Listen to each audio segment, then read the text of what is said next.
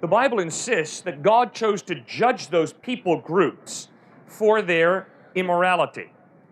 Those people groups that the Israelites were called to wipe out had so perverted the worship of God that they were sacrificing their babies on altars to God and saying, this is the way you want to worship God. You want to worship God? Well, take your baby, kill your baby on an altar, and sacrifice it to God. Those cultures were also teaching, you want to know God? Go have sex with a temple prostitute. And God said, enough. I'm going to judge you.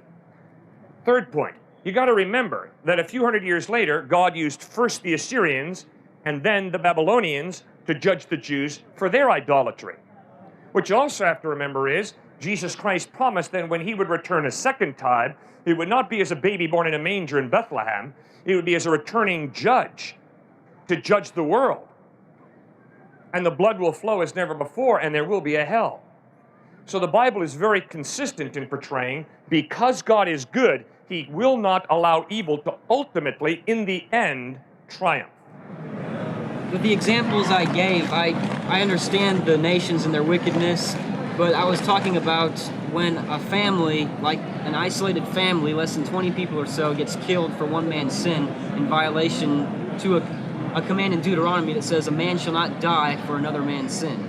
And David and Joshua both kind of violated that. Okay, and the difficult question is, was that right or wrong? And if it was wrong, obviously God's going to hold them responsible for that. Like Achan took the devoted things, where his whole family was stoned, Yeah. and he was not condemned for it, and in fact Joshua received victory as a result of that. Right. Well, but that is another point. You and I live in a culture that emphasizes individualism. And yet the Bible seems to communicate that you and I are more tied together than we would like to admit. And just study children of alcoholics, children of divorce. And it becomes rather clear that when we make the free decisions we make, we're naive if we think we only affect our lives. The decisions that I make have profound implications in the lives of my children, down through the generations.